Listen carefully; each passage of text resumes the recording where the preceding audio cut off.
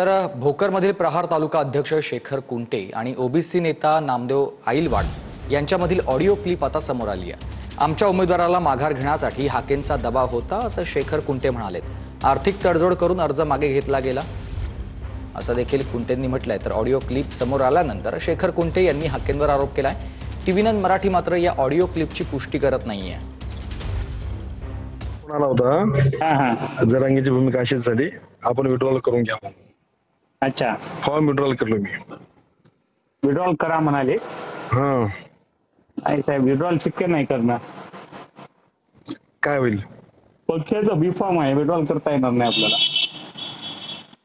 कारण जरांगीने माघार घेतली म्हणजे विड्रॉल करा। नाही, जरांगीचा काय विषय आहे त्याच्यात? आपली ओबीसीची लढाई होती, माघार घ्या। नाही, जरांगीचा आणखीन काही नाही, त्याचा जमिनी काव आहे म्हणाले, त्यानं काय करेल काही सांगता येणार। अच्छा, सकाळी प्रेस घेतली ना त्यानं? हो, सकाळी घेतलं, मीच सांगलो ना तुम्हाला, मीच कॉल केलता। हा, तुम्हीच केलता। अच्छा, त्याचा काही विषय नाही, पक्षाचा बी फॉर्म आहे। मलाही 3-4 फोन आहेत मागे घ्यायला असं तसं, मग बीजेपी वाले बी फॉर्म आहे पक्षाचा। कोण कोण केलं तुम्हाला फोन? दंडवे केला, युसुफ केला नगरसेवक, जगदीश पाटील केलं। कवा? आता जस्ट अर्धा तास झाला। तुम्हाला काय निरोप आला का कोणाचा? नाही, याचे फोन चालू होते मला। आपल्या याच्याच काय संबंधित? आपला हा केस आहे बवेन बॉस।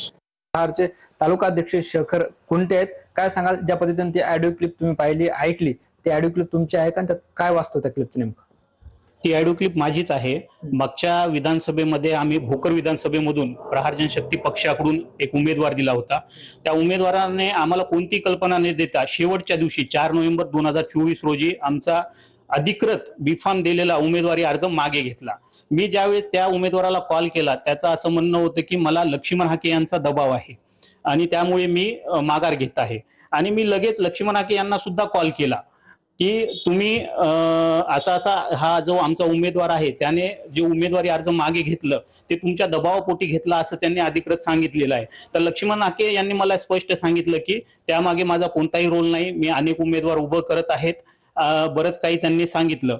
4 नोव्हेंबरची ही घटना घडल्यावर लगेच 7 नोव्हेंबर रोजी जेव्हा लक्ष्मण हाके हे लोहा मतदारसंघामध्ये प्रचारासाठी आले, त्यावेळेस हा आमचा फितूर उमेदवार, फुटलेला उमेदवार हा त्यांच्यासोबत त्यांच्या गाडीमध्ये होता। त्याचे सर्व पुरावे माझ्याकडे आहेत। तसेच त्यांची गाडी जेव्हा फुटली होती लोहा मतदारसंघामध्ये त्यावेळेस सुद्धा तो उपस्थित होता। आणि आता 8 दिवसाखाली चाकूर येथे एक ओबीसीचा कार्यकर्त्यांच्या भेटीला लक्ष्मण हाके आले असतात, तेव्हा सुद्धा हा उमेदवार त्यांच्या सोबतच आहे। मग याचा अर्थ काय काढायचा की लक्ष्मण हाकेंनीच त्याला उमेदवारी आमची घ्यायला लावली का ओबीसी फॅक्टर म्हणून, आणि आमची उमेदवारी उचलायला लावली का? माझ्याकडे ऑडिओ क्लिप आहे, त्यांचा नंबर आहे माझ्याकडे। एक ऑडिओ क्लिप नाही, माझ्याकडे 6 ते 7 ऑडिओ क्लिप आहेत लक्ष्मण हाके यांना बोललेले। त्यांनी 100% याच्यात आर्थिक तडजोड केलेली आहे। लक्ष्मण हाके यांना पकडून याच्यात आर्थिक तडजोड करून त्यांनी हा उमेदवारी अर्ज